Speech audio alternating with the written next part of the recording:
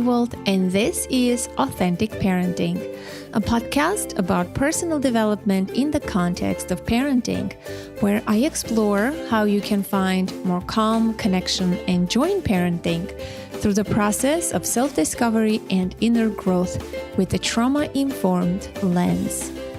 I'm a parent educator, and my mission is to help children by helping parents. The motto of this podcast is raising our children, growing ourselves. Today, getting your needs met in a relationship. What happens when needs are not met? I am positive that you would agree that effective communication is at the heart of strong relationships. A critical aspect of effective communication is learning how to express our needs. But in order to learn to express our needs effectively, first, we need to get in touch with our own needs. Communication can come into conflict when needs are unfulfilled. Unmet needs can lead to feelings of resentment, anger, confusion, disappointment, frustration, loneliness, sadness, just to name a few. Fully understanding what we need makes the next step in our communication easier. Asking for what we need to enrich our life. But it's not as easy as it sounds, and we all know that. Do you know what your needs are? Do you have a difficulty identifying your needs? Do you feel guilty for having needs? Are you able to communicate your needs effectively, directly, openly to get them met? Here is the thing. Requesting what we need is not a selfish act. My guest today is Yvette Erasmus. She's a psychologist, teacher, and consultant specializing in transformative learning. She's a sought-after relational intelligence expert with over 3 decades of real-world experience in human transformation, healing, growth, and learning. Dr. Erasmus helps us embrace and enjoy our differences while staying grounded in our fundamental unity. Her work is dedicated to bridging differences and to bringing whatever is divided and fragmented back into wholeness, integrity, and harmony. In this conversation, we take a deep dive into the topic of needs and feelings. We talk about taking responsibility, dropping our defenses, communicating for connection, choicefulness, victim consciousness, and so much more. I'm a big proponent of nonviolent communication, short NVC, developed by Dr. Marshall Rosenberg. It's a powerful model of communication, and Yvette Erasmus is trained in it. If you're not familiar with NVC, please look into it. I promise it will change your relationships. Before we begin, I would like to suggest a few past episodes that complement today's conversation. Episode 235, How to Make Good Decisions with Christine Jawad. Episode 168, Mindful Communication, How to Find Your Voice, Speak Your Truth, and Listen Deeply with Oren J. Sofer. Episode 102, How to Communicate Your Needs in a Relationship with Max Rivers. Episode 163, How to Make Peace with Your Past and Heal Your Life with amazing Mark Nebo, one of my very favorite episodes. And episode 166, What Not to Say and How to Say No Without Actually Saying It. This is a special episode with my friend and colleague, Dr. Laura Froen, and this one is geared towards parenting and children. Requesting what we need not only enriches our own life, but also adds value to all life on this planet. Please enjoy this fantastic conversation with this beautiful human, Yvette Erasmus. Yvette, I am so delighted and honored and so excited to have you on the podcast with me today. I'm so happy to be here. When I found you, as I told you already privately, I just fell in love with you. Firstly, you have a beautiful accent, and you are not the only South African on the podcast. You are the fourth South African. And, I know your roots are from there. You were born there. But we had guests from South Africa. And I just love the way you deliver your message, your passion, your energy. I could see that there is this genuine goodness in you and deep compassion for what you're doing. It's not fake. And it's so resonant for me. I said, I have to have this person on my podcast. And I was so happy when you said yes. I was happy to be invited. Thank you. I'm wondering if we can start by talking about what we bring from our programming into adulthood. And I love how you talk about the two frames, the dominance frame, the what's wrong with you, what's wrong with me, what's wrong frame, the control frame. And then we can talk about nonviolent communication. I want to tackle the topic of needs, particularly, that many people struggle with. And I have several other questions. So wonderful. So why don't we begin from that? Okay. So the primary question being, where do you want me to start? From what we begin from our programming and, our conditioning into adulthood, because many of us are struggling in our communication patterns, right? Especially now with this pandemic. When we are pushed to our limits, our old programming reactivates and we say and do hurtful things in those moments. And then we regret later. Right? Yes, absolutely. That happens to all of us. So I think one of the ways that I like to talk about it is to think of ourselves as like sponges that are absorbing the world around us while we're growing up. Because, we're born as infants with a very different kind of consciousness than the kind of consciousness we have as adults. And there's a developmental trajectory, both biologically and ego-wise and psychologically and emotionally. We're going through various stages of development. And the stages of early development have to do with taking the outside world in. So we're internalizing whatever it is that we're experiencing.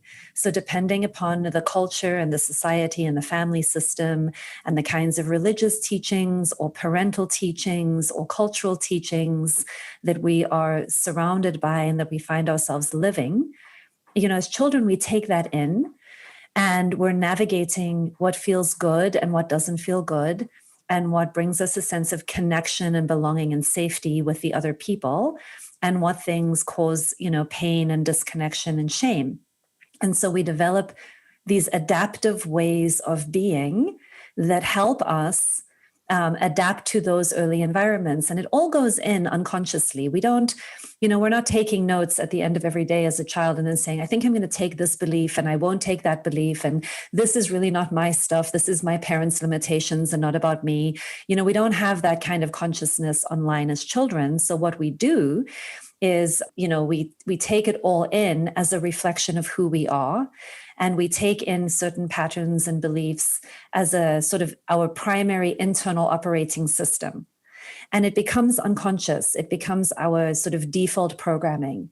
And then as we develop and become more conscious as adults, and we begin to have this ability to reflect on ourselves and detach from that sense of identity, it often happens when we switch cultures or we have a major different experience that has sort of a clashing of two worldviews. We have these moments as we develop where we can look at two different points of view, both of which feel like who we are. And we get this opportunity to start thinking, oh, wait a minute, do I really believe this? is this really who I am? Does this fit for me? And as we meet more and more diverse people and situations, it can speed up that process. And once we have that self-reflective consciousness and we're not so identified, we're not tied up in our identity with the things that we took in, we can begin this journey of becoming more active, evolutionary, transformative co-creators with ourselves. And we can begin thinking things like, here are the really great things that I internalized as a child that I'm going to keep. And here are the ways in which things actually hurt me or didn't work for me or inhibited me. And these are parts that I can heal and transform and begin to do differently so that I'm not taking it forward. But just to get to the last piece you said, when we're really under stress and we don't have that consciousness online as much, we're under resourced, we're tired, we have a lot of demands on our capacity, we do have a tendency to sort of default to that early programming and to use some of those really unconscious and ingrained scripts that worked for us as a child as a way of adapting. So true. And oftentimes people say, oh, I said something to my kid and I just sound like my mother or like my father, right? Yes. It's so ingrained in us. It's yes. And we have to do this conscious detachment to observe ourselves, our patterns, and to untangle ourselves and consciously choose different communication skills. And absolutely. I have struggled a lot in my communication with friends, with my partner, with my child, and definitely I'm learning and growing every day. Right. We learn to speak to other people the way we were spoken to. Okay, so the way that people spoke to us becomes the way in which we learn to speak to others, and also the way we learn to speak to ourselves. So if you had very critical parents, you'll become very self-critical. You'll internalize a very self-critical voice, and you'll also try to interact with others through the same critical voice. Now, this can be really harmful, right, to ourselves and others. And, one thing that I often tell people, when you find these voices in you, when you find yourself, this thing you've mentioned, like, oh my goodness, I sound just like my mother, or wow, that was my father. This is a moment of celebration. Because the simple fact of knowing where that voice came from already represents a little bit of detachment, that it's not your authentic self very often. And in the noticing of where the voice came from, we can develop a lot of compassion. A compassion for ourselves about what it is that we internalized, compassion for our parents for what it was that they must have internalized. And in that moment of awareness, we have choice. We don't have choice until we have that awareness. Before awareness, all we're doing is replaying patterns and sort of feeling victimized by them. Yeah, I love that you always talk about choice. And oftentimes, victimized people feel that they were blamed and shamed, and they want to retaliate. They want to blame others. They want to set the score straight or gain justice. But I feel like these are unhelpful, ineffective, still victim consciousness, right? If you are stuck in that mode, wanting to punish the other person for what they have said or done to you. I would love for you to speak about this choice. And Yeah, absolutely. So a couple of things about victim consciousness and how we get to choicefulness, because I see a variety of ways that we're working with these ideas culturally that are incomplete, and it can be helpful for us to just pull back and get a slightly broader view. One, all of us have been victimized in some way. That is part of the nature of being a child. If we think about victimization as people who have more power than you, making you do things that you may or may not want to do, that may or may not be harmful. So victimization, particularly when they make you do things that are actually harmful or painful or wounding to you, that is the experience of being victimized. I don't have enough power to stop a harmful and hurtful thing from happening to me.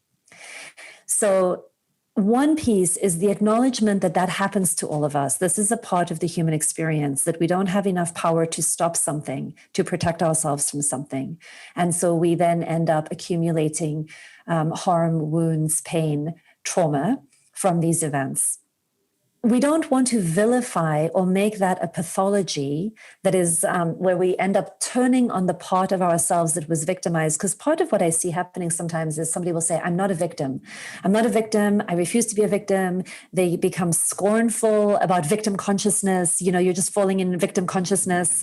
And so I want to bring a little more nuance to having some compassion for the experiences that we have and that we have gone through that have genuinely been painful and traumatizing, and being able to feel our way into them and acknowledge them and sit with them with compassion and non-resistance, acknowledging that these things have happened and it was painful and it wasn't supposed to happen. It wasn't the most life-affirming thing.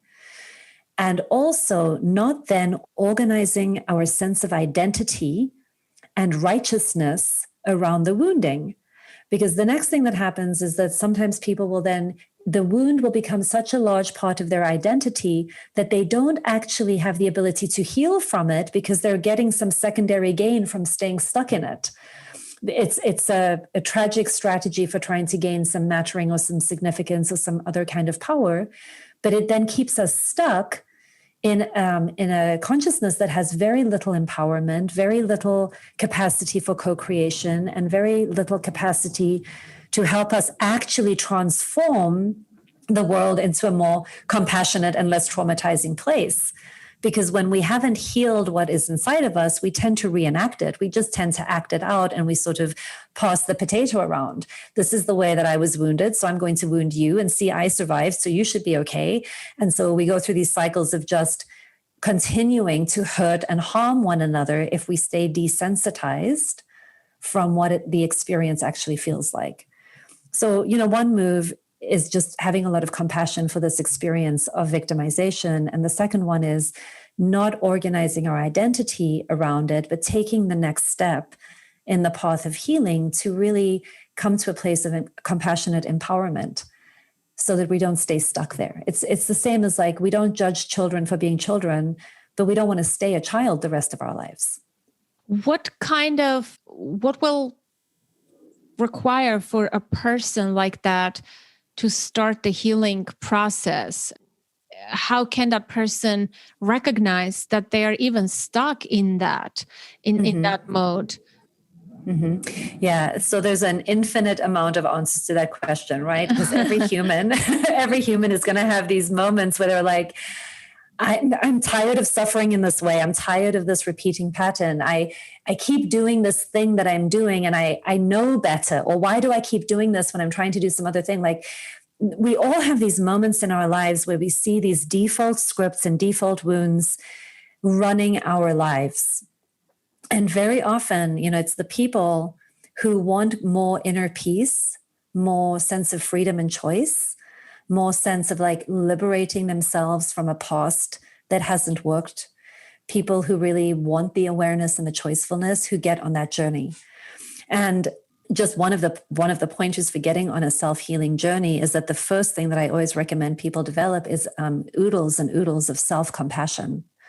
Because when we start to get aware of something and we have a very judgmental and punitive script in our mind, a lot of shoulds and shouldn'ts and a lot of like, this is what's wrong with me, it can make it very, very painful to stay with the awareness work.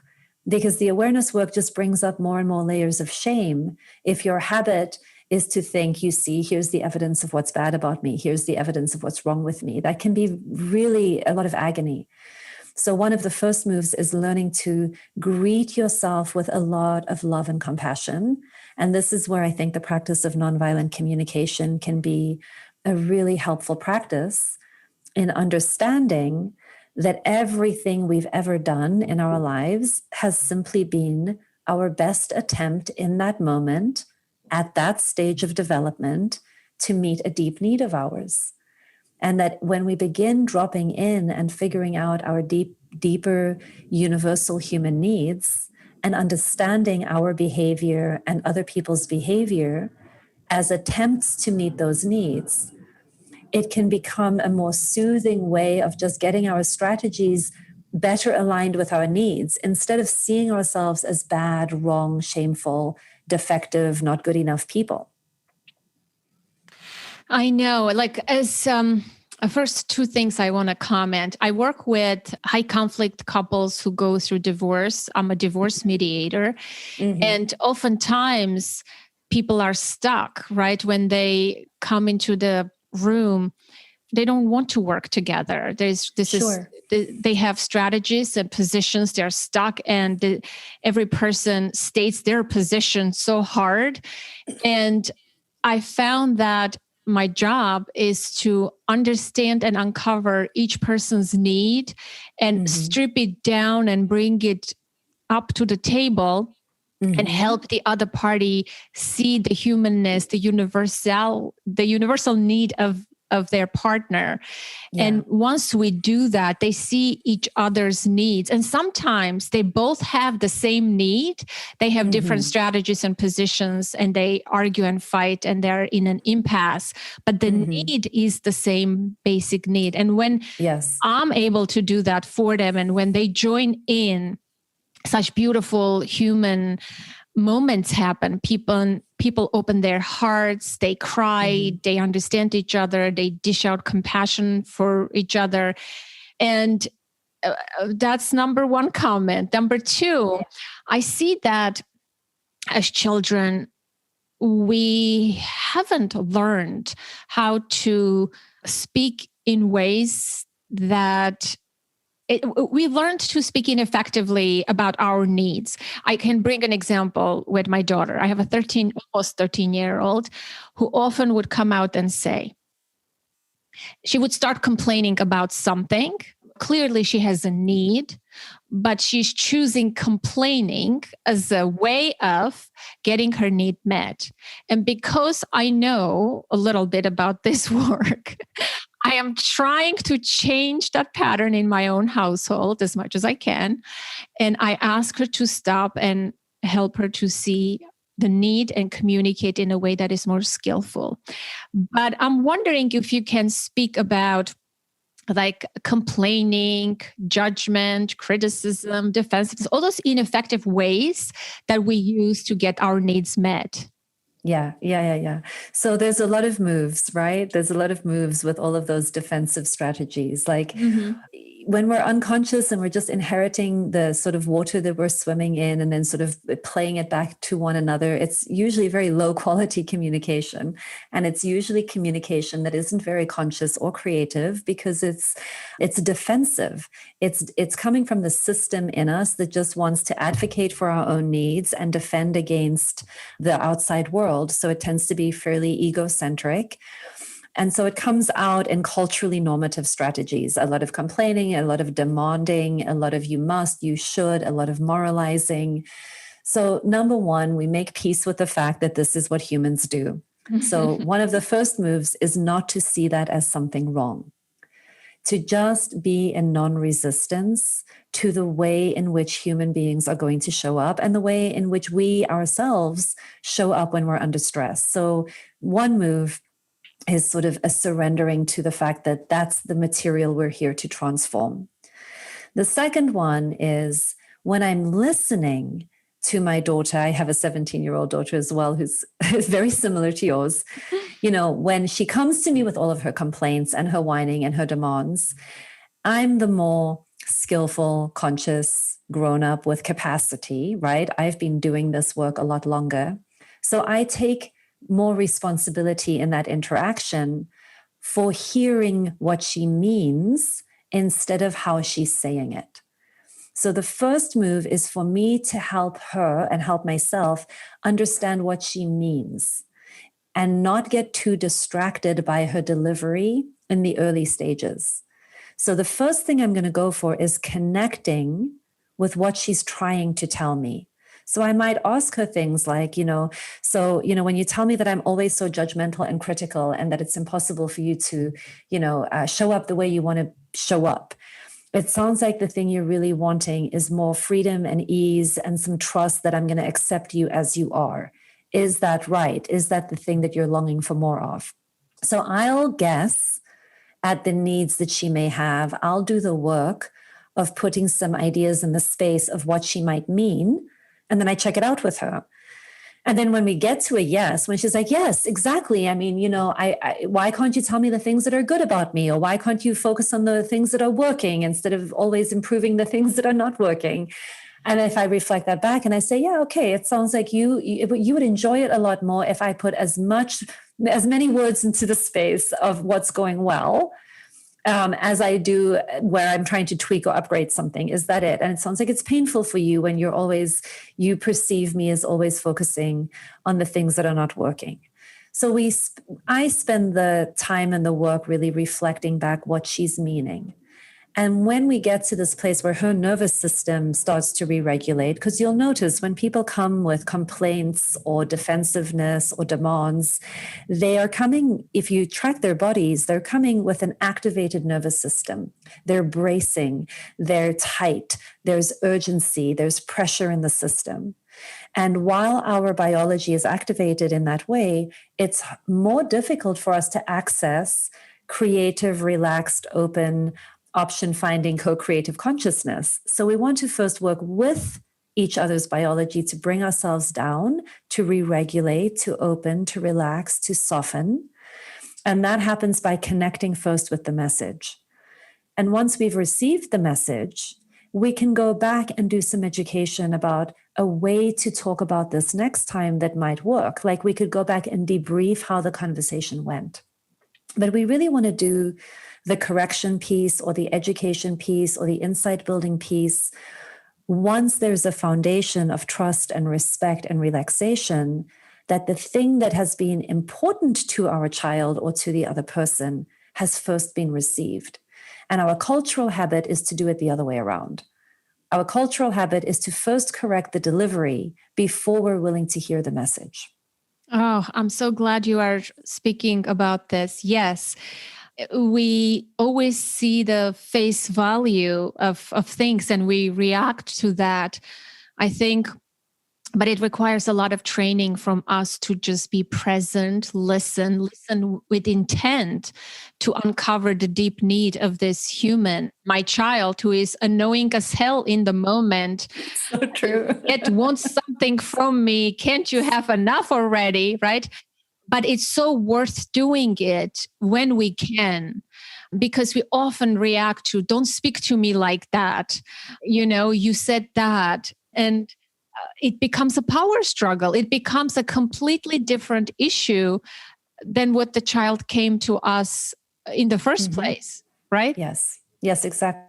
Exactly. And then we have a sort of a mushrooming of issues. And once we get into it, we don't actually even know which issue we're arguing about in this moment because we've mapped so many things into the basket now, So. Oh, I know. I recently had an argument with my husband and he brought up something from when my daughter was 4 years old. And it's like every relationship has a scorecard, right? We all keep track of each other's wrongdoings and mistakes. And when we argue, we tend to bring that entire big list and we forget what we were fighting about. How did it start? I know. And that's a whole nother skill level, right? How to work with other people's memories, especially when they don't have the same memory that we have.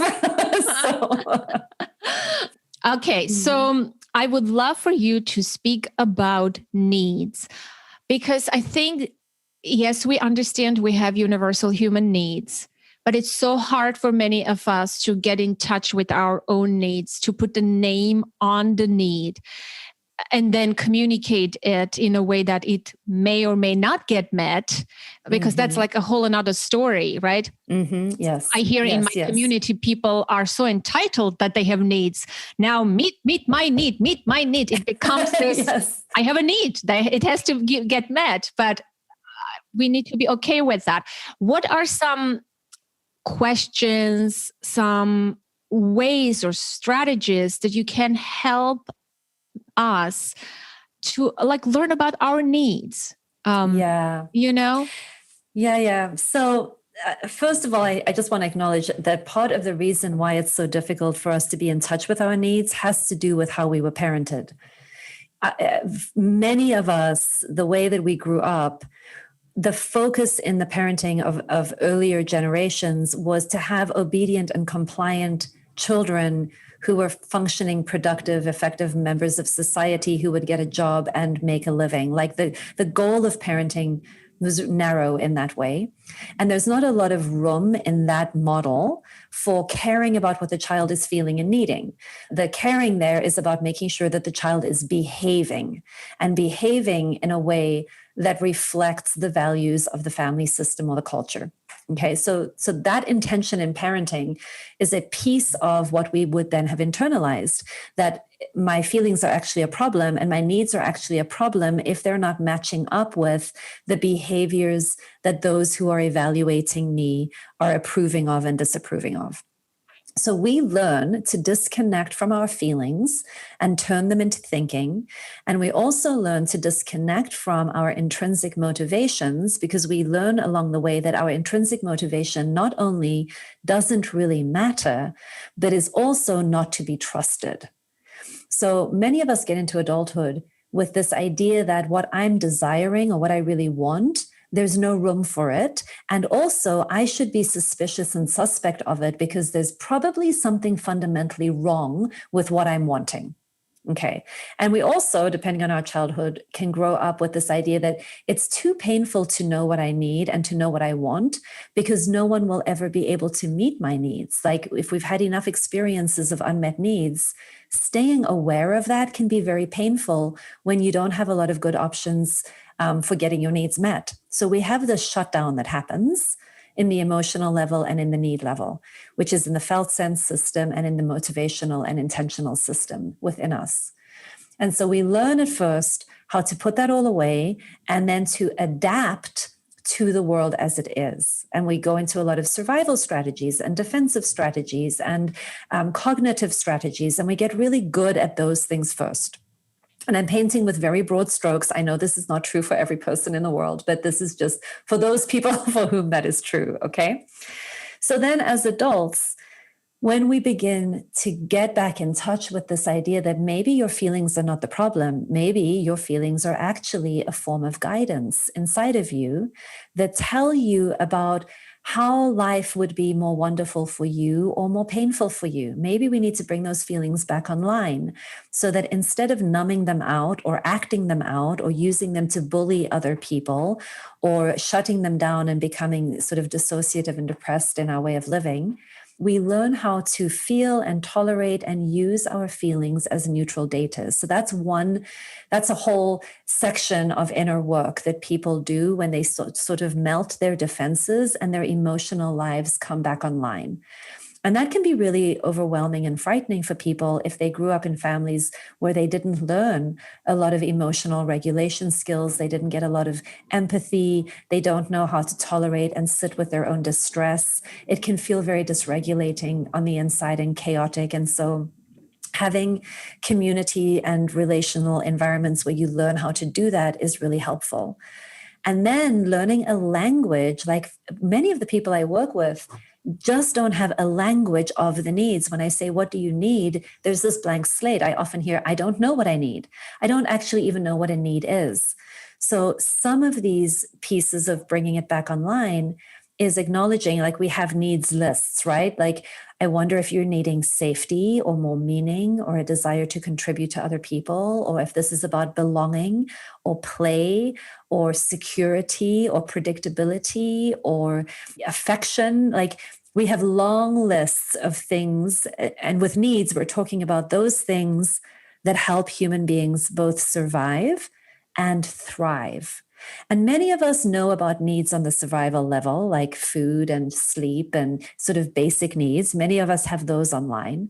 But a lot of people seem to have internalized a message that anything more enjoyable and exhilarating than that, like, can I really have more playtime? Am I allowed to have a need for play or movement or self-expression or dance or, whatever it is, sensuality? Like, depending upon your experiences, there are certain needs that would have been shut down in your childhood as unimportant or luxurious or frivolous or not really needed. And some of these we want to actually give ourselves permission to bring back online if we want to live lives full of vitality and energy and inspiration and joy. There's, like a lot of people I work with, there's like this permission giving to actually enjoy your life and to enjoy your feelings. It's not all about trauma and pain and management of distress. Connecting with our needs is one of the most fundamental internal guidance systems that we can develop to inform our own evolutionary journey to becoming free and loving and joyful beings that are contributing in really meaningful ways to one another. I love that you said play, affection, those really positive things that sometimes people, when they hear the word need, gets misinterpreted. I think when people hear need, they think deficiency, a lack of something, and therefore when you say you have a need for service or play or self-expression, they don't see that as important need. They see those, I need connection, I'm lonely, therefore I need connection. They sort of prioritize those needs more than those others, right? Because those others are fun and good and more positive. How dare I even have a need for that, right? I need those basic ones, sort of. Yes. Right? Is this true? Yeah. I love how you're bringing that up. Like, what that makes me think about is the needs that were chronically unmet in our lives are the ones that are going to come with the most urgency and pressure and demand energy inside of ourselves. Like when we begin getting aware of them, like this example you're giving, like I've had loneliness all of my life. I feel so lonely and I've been out of touch with lonely. And then I start doing some personal growth work and I really become aware, like I actually begin feeling the loneliness that has always been running in the background. And that loneliness becomes like an acute awareness in me. And then I can connect that to my deep, deep need for connection and community and belonging. When those come into my awareness, if they've been unmet for a very long time, they can come with a lot of acute pressure. And when we begin talking about it, it's almost like we're desperate at that point for somebody to meet this need. And then our way of communicating can feel very needy and clingy and demanding. And other people might actually pull further away from that when it comes from that energy. I think you were talking a little bit about that earlier as well. Mm-hmm, mm-hmm. Yes, because I often tell in my community, we have needs, but our community members, we often talk about husbands or partners, and I always say your partner does not have to meet all your needs. Just because he's your husband doesn't mean you have to bring it up to his attention and he's going to meet somehow. He's also a flawed human being with his own set of needs, right? Certain needs we can meet ourselves, certain needs our husband can, certain needs we have to seek elsewhere. But we need to also be okay if our needs, we express them and they're not met. I would love for you to speak about that. Yes. Be okay with that. Yes. So, what I think, the way that lives in me is sort of this invitation to being willing to tolerate and sit next to the distress of your life. This is the practice of being in non-resistance to what is uncomfortable. And also, so one piece, like there's two consciousnesses that are paradoxical that I'm going to point to here. One of them is getting really aware. Let's play with loneliness, for example, since you brought that one up. The intense loneliness, and sort of it can bring up a real existential angst for people around belonging and community, and will anybody ever really understand me? And there's one practice of just recognizing that even in the distress and the loneliness and that feeling of isolation, there is another part of me that is still okay. There is another part of me whose needs are being met. And so there can be a balance in that moment of both seeing the thing that is not being met and holding it next to all of the ways that a wide variety of other needs are being met. My need for challenge is being met. My need for self-exploration is being met. My need for meaning and purpose and self-connection and self-awareness is being met in this moment as I touch on this painful experience inside of me. And so to the degree that I can remember the parts of me that are inherently resourced at the same time. I can experience myself as having a slightly bigger container and bigger capacity for working with the things in me that feel tender and empty and have these deep longings that it's reaching for. And then the second step is remembering when I have an unmet need and I have a lot of emotional distress around it, not to attach to one person or one strategy as the only way for that need to be alleviated. Because when I do that, I narrow my world and I create a dependency that is going to make it very difficult for me to get that need fully met. So if I'm feeling lonely and I've got a deep need for connection, it's going to do me more harm if I decide you, Anna, are the only person who can meet that need. And the only way it can be met is if you sit and listen to me for the next 6 hours talking about my childhood. And if you don't do that for me now, and it has to be you, that means you don't love me and this need will never get met. If I make it that small and that narrow, I'm going to increase my suffering.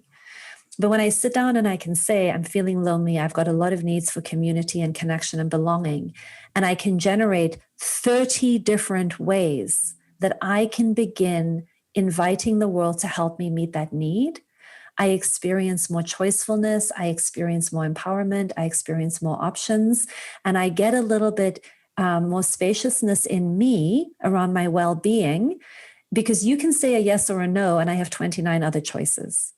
And so creating the sense of I could ask Anna for such and such, I can ask my husband for this, maybe I go and I join a support group for such and such, or I go get a therapist, or maybe I get involved in my religious community if I have one, or in my cultural community if that's a better fit. Like I start thinking more creatively about all of the different ways. It's a little bit like the nutrients of the body. You're not going to have a well-nourished body if you're always attached to only eating vitamin C and living on citrus. You can't get attached to just one strategy. Every need that you have needs a really wide, diverse range of ways in which you're nourishing that need. And we can get very tight around it being, unless my husband can empathize with me, I'm going to suffer. That's not always the case in the micro moments. We want to get wider. Yes, and that creates so much unnecessary suffering, and it yields to a lot of buildup of resentment over time. I had a conversation a couple of years ago with Oren J. Sofer, who also was trained in nonviolent communication, and he was talking about a certain relationship, and he framed it this way. Ask yourself a question: what's available in this relationship for me? And I will never forget that question. It's like, yes, I do have a desire to go and get groceries, but if I'm going to Home Depot to get groceries, yes, it may not be available. Or very low quality version of groceries. Yes.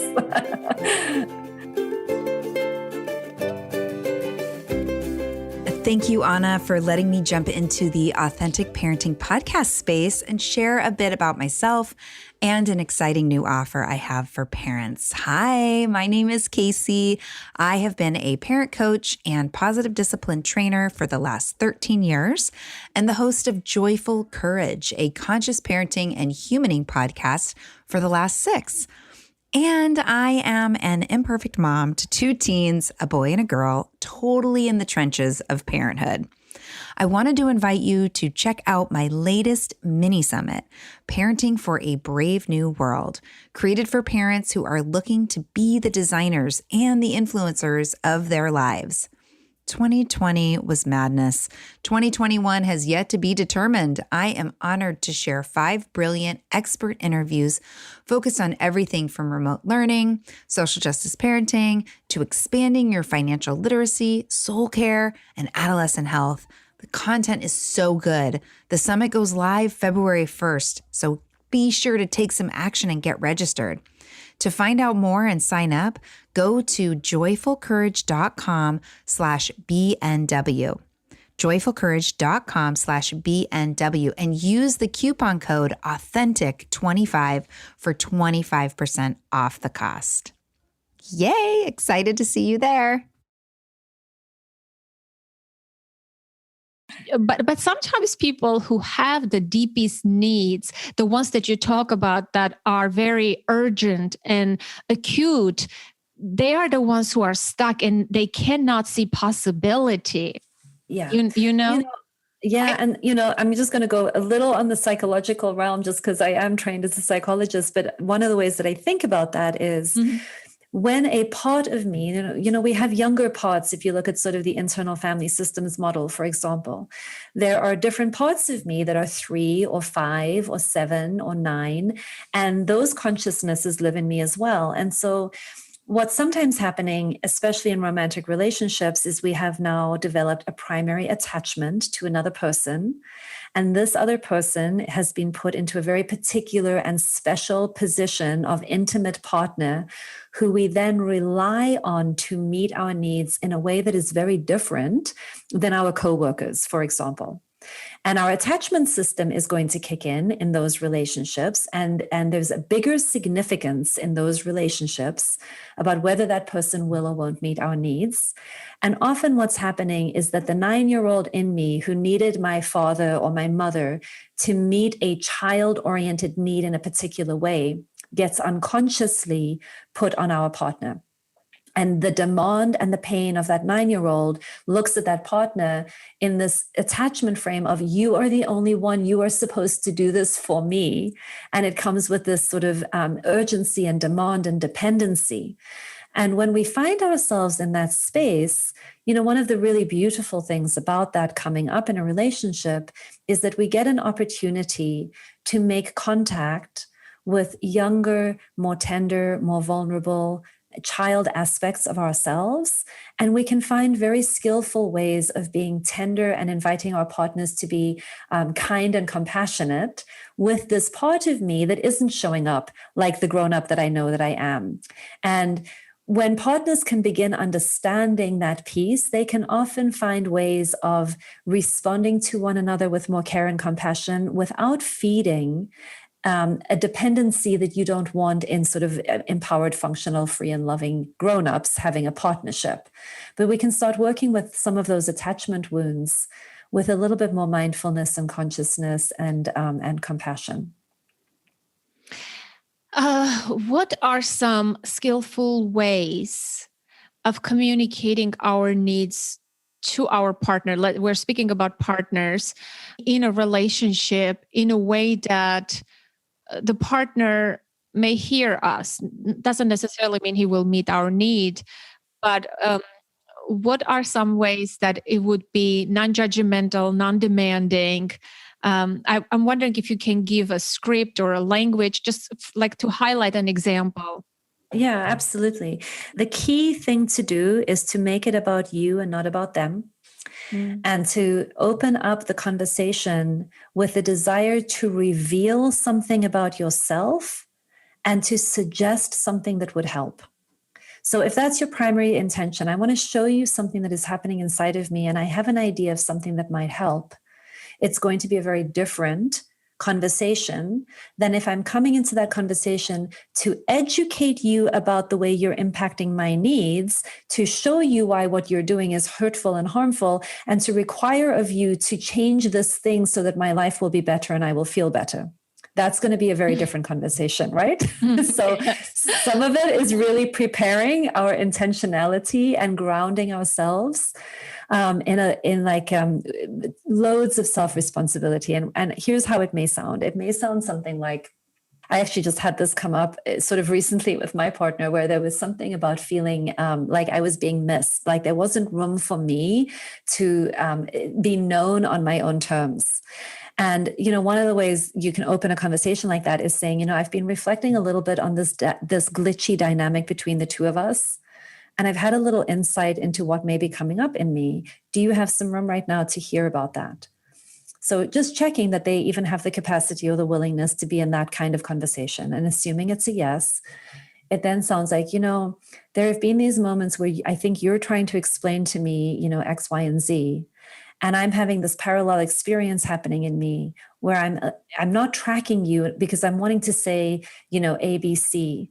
And it feels to me like when I can't bridge that with you, or I try and bring in something new and you stay on this other track and you don't shift with me into the ABC-ness that feels important to me, that I'm being missed. And the story I start telling myself is that there's no room for me here. And what I'm realizing is it reminds me of what it was like for me as a child when my voice wasn't heard. And I think that's why I end up getting urgent and reactive. This is the self-responsibility piece, not about what he's doing, but what I'm doing. I think this is why I get urgent and reactive in our conversations. Does that make sense? How does that land on you? What do are you having any reactions hearing that piece? You might check in at that point. And then you would want to lead with, you'd want to go very quickly to one of the things that might help me. One of the ways that it might help me in our relationship is if this is coming up and I begin feeling this reactivity, could there be a hand signal that we use that gives us 2 minutes to pause and check in with ourselves and find out what's going on? Is there a way that instead of playing out this old pattern where we both then begin advocating for our point of view, we could collectively take a pause and bring a bit more consciousness into that moment? Or do you have a different idea of what might help you? So there's an invitation into holding the dilemma together. I'm speaking about my experience mostly. I'm inviting the reactions and input along the way. And then I'm inviting a way of thinking together about something we might try with the assumption that we'll revisit it and we'll see how it's going. So that would be a frame that I would recommend, as opposed to, what people often do is they go in with, when you get really stuck in your, agenda, I feel irritated and I feel, vulnerable and hurt and upset because I have a need to be heard and for some self-expression. So would you be willing to give me 5 more minutes of airtime? Like, even though that meets the technical criteria of talking in an observation, a feeling, a need, and a request, you can feel that the energy and the demand and the painfulness and the consciousness isn't aligned. And so some of the work we do is getting empathy for ourselves and doing our own awareness work before we bring it.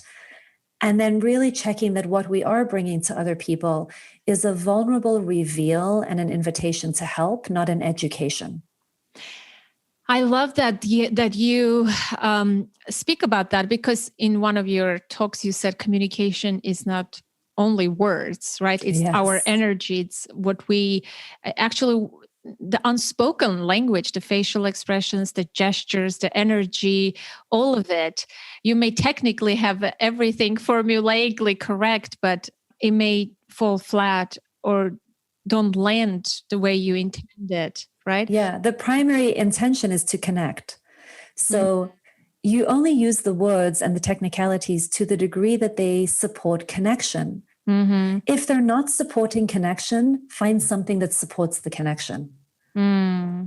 Yeah. Because the goal is the connectedness and the trust building and the intimacy and the understanding. So find the tool that helps you get there. Yeah. And sometimes it's words. Yeah, I think this requires highlighting the intention before you enter into the conversation, into the dialogue. You have to set it clearly for yourself. Am I connecting, or am I educating or correcting or controlling? I think if we repeat that to ourselves, that will put us on a different path. I often say to myself in those situations, I often say, can I see this through my heart? Can I see this through the lens of love? Can I be compassionate? I constantly, in those kind of moments, remind myself, because it's so easy to slip to the other side and tell the other party what's wrong with you. And because of you, I'm suffering here. If you did that, then my life will be so much better. Yes, exactly. We all have those thoughts, but those are the ones we can use as the compost from which we fertilize a different soil, as opposed to just like spreading them out. I have a similar one in my own life. I'm often telling myself, my primary intention is to learn how to love the world and myself as it is, with a deep trust that when I'm able to love myself and the world as it is, other people as they are, that those are the conditions needed for healing and growth. So I don't make my agenda going after the healing and the growth. I want the healing and the growth to be the side effect of creating relational containers in which people feel known and loved and accepted as they are. And remembering that we're pretty traumatized as a world population. We have a lot of wounds. There's a lot that doesn't go well. There's a lot of suffering. And I love the thing you brought in from Oren, because this idea of just remind me what he said again. I just lost it. Yes, he said. Is it available? What is available here? What's available in this relationship? Yes. Yes, we do a lot of violence to ourselves and one another when we expect ourselves and other people to have capacities that they don't yet have. And so seeing really clearly, what is my capacity right now? And what is this other person's capacity? What are my limitations? What are their limitations? And being able to work skillfully with them helps us develop more capacity. But when we go after it as if it's a wrongness or a badness, it just keeps us stuck. Yes.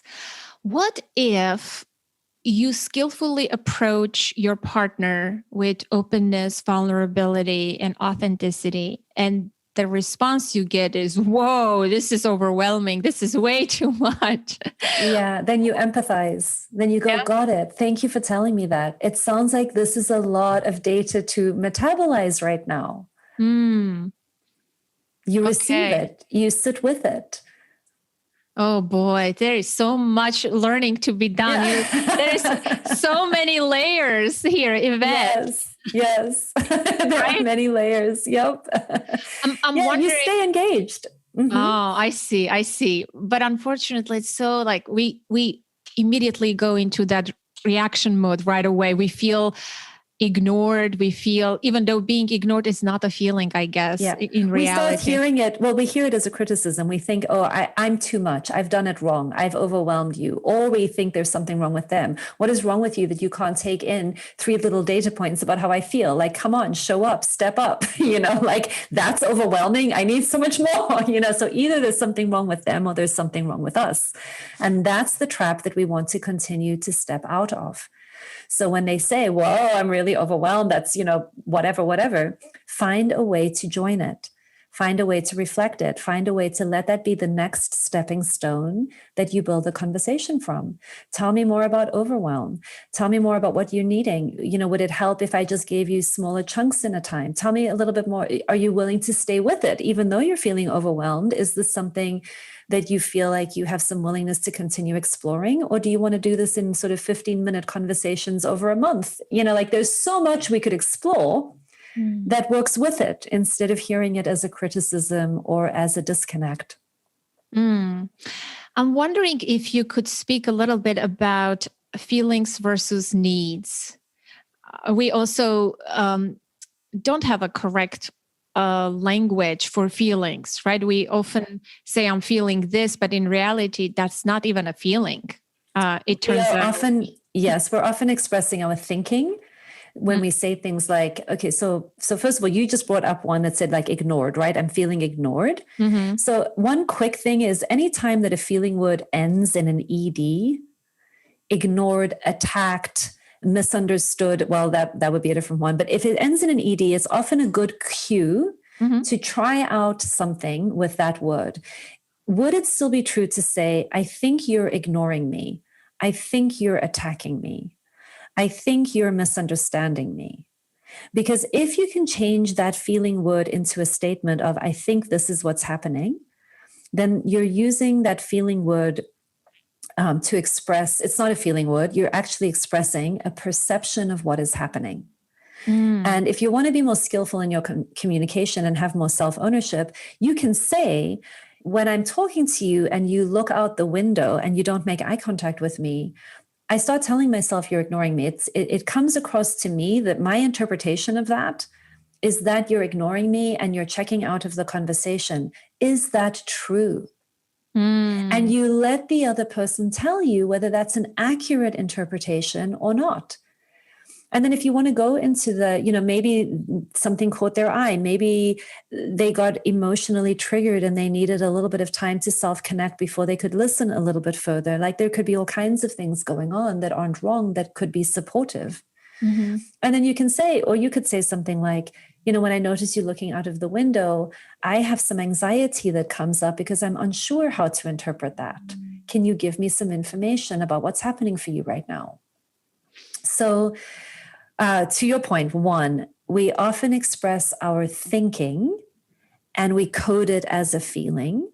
And so, on my website, there's a long list of what I call faux feelings, words that we use that are not feelings, but that we often use as if they are feelings. And you can take any one of those words and on the back end, ask yourself, if I think you're attacking me, how might I be feeling? If I think you're abandoning me, how might I be feeling? If I think you're leaving me out of something, how might I be feeling? Just to do that practice of separating out my thinking and perception from the felt sense experience happening in my body. And then that felt sense experience in my body, that feeling that I identify, I feel vulnerable, I feel sad, I feel hurt, tracking from that feeling to the need that is giving rise to that feeling, because every feeling we feel is just a signpost to pay attention to a universal human need. What am I longing for? What am I deeply valuing here? Is this about my need for empathy? Am I longing for more empathy? Am I longing for more connectedness? Am I longing for more trust? Is this about my deep need to trust that I matter to you, that this is a significant and meaningful conversation to you? Like getting to that deeper layer of the treasure that I'm actually trying to get more of in my life and your life. And when I can put my attention on the more vulnerable feeling and let you know, hey, when you look out of the window, I start feeling a little vulnerable and unsure. I have such a longing to have a deep, meaningful conversation with you right now and for there to be a lot of connectedness. Are you there with me? Is there something going on? Can you give me some information about what's happening for you? I want to check for some alignment. Are we in this together or not? Is there something different you're needing? That's a really different relational-based conversation than, why are you looking out the window again? I'm just feeling ignored and hurt. Oh boy. Right? Yes. I mean, it's just, you're going to get such a different result. Right. Completely. Oh my gosh. The door will slam again on you. Yeah. I'm wondering if we can play with a few of those feelings and maybe you can test me if I can get it right or wrong. Give me a word and say, is this a feeling, Anna? Or, you know what I mean? I think people get confused with this and I would love to something practical. Maybe the list that you have on your website, we can take 3 or 4. I can test myself, You'd like me to do you a little quiz to find out if you have a faux feeling or not? Oh, yes, sure. My goodness. Embarrass me, Yvette, on my podcast. Okay, sounds good. Let me go and find that list quickly, actually, because I don't have them in my mind very, very quickly right now, other than the ones I've already said, which I think are boring. So give me just a minute. Let me go get that list. Okay, so here we go. Let's do a little bit of practice of like, is this a feeling or a thought? Mm-hmm. Okay. I feel like she doesn't like me. I think that's a thought. Yes. Okay. Yay. Yes, I would agree. That is a thought, right? That is an interpretation of somebody else's internal state. I feel scared. That's a feeling. Yes. Mm-hmm. I feel disrespected. I think that's a thought. Yes. Right? I think you don't respect me. And if I think you don't respect me, how might I be feeling? Vulnerable, exposed, Mm-hmm. Inadequate. Ooh, inadequate. I feel inadequate is a self-evaluation. Ooh, so what do we do with that then? That's not good. So yeah, if I think that I am inadequate, if I think that I'm not enough, how might I be feeling? Oh boy, this is hard. Terrible. I don't know. I actually don't even know. Yeah. So for myself, when I'm Mm-hmm. sitting with that kind of thinking, I think I'm inadequate. I think I'm not good enough. Mm-hmm. I'm sometimes feeling this heaviness in my chest, and I'm feeling this pit in my stomach. And some of that maps onto feelings of vulnerability and some fear related to needs for safety and acceptance and belonging in a particular relational frame.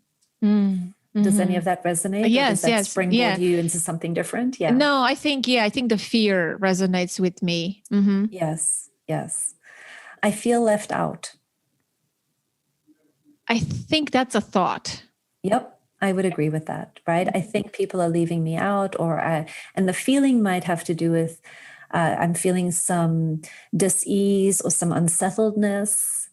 And you could own the left out perception by just owning it as a perception. When I see people sitting at a table and laughing and I'm not a part of it, I have a story going on that I'm being left out. And I have a deep need for belonging and safety and trust and acceptance that comes up in that moment. I feel hopeful. That's a feeling. Yeah. Right? Yeah, I would agree with that being closer to a feeling. Some people would say that is using a need as a feeling, that we have deep needs for hope and inspiration.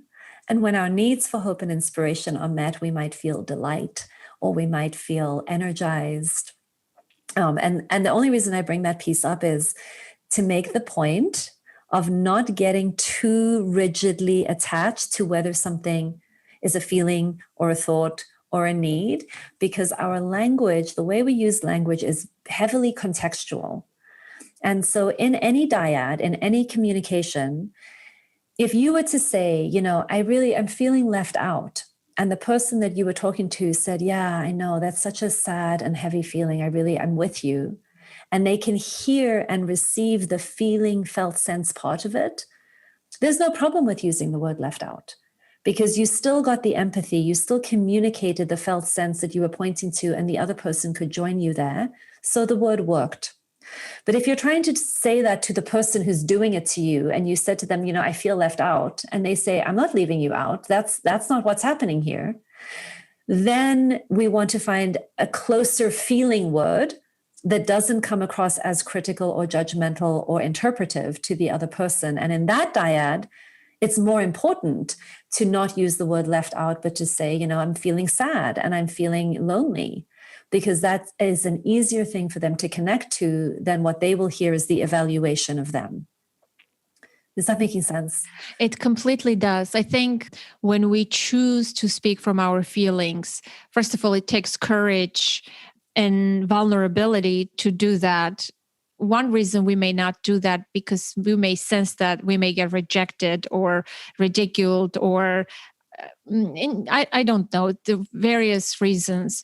But when we do, it's very empowering, and the other person cannot say, if they say, no, you're not scared. No, because, and when we speak from our feelings, it's valid. It's in my inner world.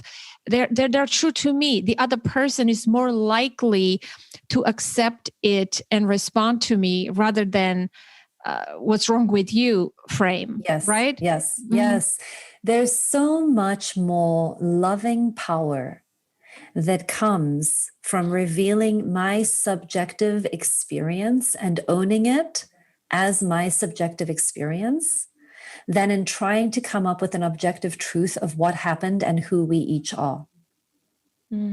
So when I reveal myself to you and I say, such and such happens and I feel lonely, and I start thinking these things, and this is how it lands in me, and I'm owning my perceptions, and I'm showing you the impact it has on me without judgment and criticism, that's going to be a much easier place for you to connect with my humanity than if I come into the conversation with some idea that there is an objective truth and that both of us are somehow flawed in living into it appropriately.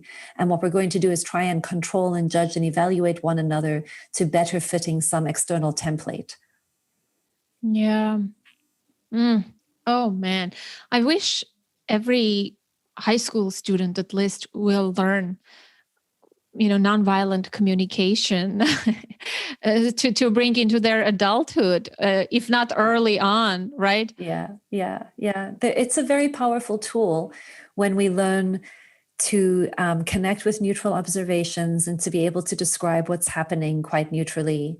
When we get permission to really drop back into our felt sense and give our feeling states a language. There's actually some research, quite a bit of research that has been done in people who are traumatized. We have this chaotic felt sense on the inside. Emotional distress lives in our bodies in a very uncomfortable, prickly, somewhat chaotic or frozen state inside of us. And once we are able to give it language, and this is one of the benefits of therapy, when somebody else can reflect it back or bring that felt sense into a language and a word, it actually helps our nervous systems downregulate. It is soothing when we can give a word and an organizing conscious principle to the distress that is just felt on the inside. So developing, go ahead. Sorry, it just happened to me before I got on the call with you. A client of mine was having crisis, and he texted me what the crisis was. And I read it 3 times to understand the need, the feeling, before I said something stupid or dismissive, right? And I just said, "It sounds like you're stuck. Is that true?" And he said, "You nailed it, Anna." And I said, "Yes."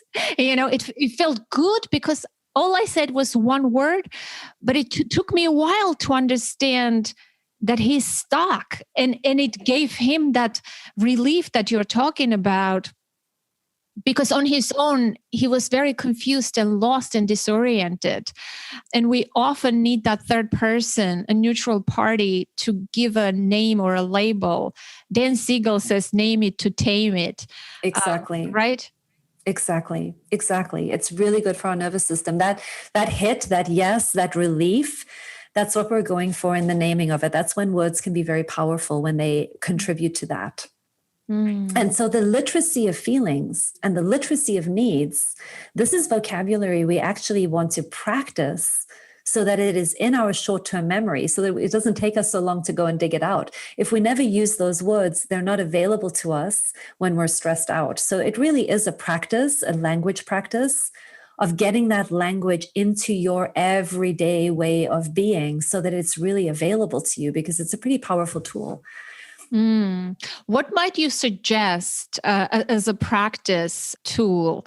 Writing down, repeating to yourself, or going back in the end of the day, reflecting back on a specific dialogue and trying to change it in your journal? I don't know. What would be helpful? Oh, there's so many. There's so many things. Yes. So I'll just suggest sort of a few easy ones. So here's one that I used to do with my kiddo very often. Is we would have a bowl in our dining room, and we had need words written, on little pieces of paper, and we'd fold them up. And then in the morning, we'd each draw a word, and then we'd have a need for the day. She would have her need for the day, and I would have my need for the day. And the game was that we would go through our days looking for all of the ways in which this need was being met. And then at dinner time, we would report back, how was your need? Tell me all of the ways that this need was met today. So it would develop an awareness of the need words over time. But the thing I really liked about the practice is that the attention practice is for looking for the good. That's one of the things I think Rick Hansen talks about a lot, is taking in the good.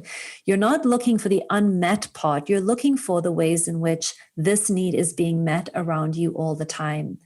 And when we put our focus on the ways in which our needs are being met, it's deeply energizing. It meets a lot of our other needs. It promotes a very deep sense of well-being. So, if you were to imagine pulling a need for beauty, and then going through that day with the intention of catching beauty all around you, suddenly the world is so much more beautiful that day. And then when you come back and you report back to somebody else all of the moments of beauty that you would otherwise have missed, it's a very resourcing activity. So that's one of my very favorite ones, is to find a need for the day and to focus on all of the ways in which it's met, and to do it in community with somebody that you care about. On the other end of the spectrum, sometimes for a while at the end of my day, I would take a conversation that didn't go quite as well as I would have liked and generate a whole bunch of new scripts. Like I might write out a couple of the judgmental comments, or I might write out the script as I remember it. And then I would just spend some time coming up with 5 other options in that moment. What else could I have said? If I wanted to reflect a feeling, what would I have guessed? If I had wanted to reflect a need, what might have been going on? If I wanted to suggest a path forward that was more relational, or that was asking for what I want or what the other person might want, what would that look like? And that would just help me get more awareness and options online, so that the next time I was in a similar situation, I was that much more resourced with options that I'd thought about outside of the moment. Because very often for myself, I will go into that default script. I will only have available to me whatever I've practiced until that moment. And so doing more intentional practice of coming up with a language intentionally just gives me more tools when I'm under stress. Absolutely love this too. I love the one that you do with your daughter. I think it's such a great exercise, and I may use that in our support group. We have a support group around the podcast, and I think this is a good one to work on, very practical. And I love that you mentioned Rick Hansen. I'm a big fan of his work, and he was on the podcast a couple of years ago. That's so lovely. Yes. Yeah. Anything else that you can add before we wrap this conversation? Otherwise, I will keep you for the whole day. Nothing comes to mind. It's just so much fun to think through some of these concepts together with you. Thank you so much. So I want to ask one last final question, actually. Mm-hmm. Yeah. Knowing what you know about communication, spirituality, personal development, parenting, if you were to go back in time, what would you say to yourself as a new mom? Oh, what would I say to myself as a new mom? The relationship is everything. Don't worry about all of the small things, whether dinner gets on the table on time. See everything your child does as an opportunity for play and learning, and try to join with as much playfulness and spaciousness as possible. And don't let any of the ideas of time and structure trample on the spirits that are wanting to be together in the moment. Like really embrace the playfulness of it. Be in relationship and play with your kids. That's what I would tell myself. I would tell myself to stop worrying so much about the educating, the correcting, the behavior, the shaping. I would really encourage myself to let go of more of that and to trust the process, that we're emergent, alive, self-intelligent, self-healing systems that are here to love one another and play with one another. And that's really what it's about. So beautiful and moving. Thank you, Yvette, from the bottom of my heart. You're a beautiful human being. I'm so happy I have found you. I am going to invite you back again on the podcast. You're such a wealth of knowledge, and I love the way you share, your wisdom. Thank you. I really appreciate your presence today, and what a joy it was. It's been such a delight. Thank you so much for having me. It's been super fun.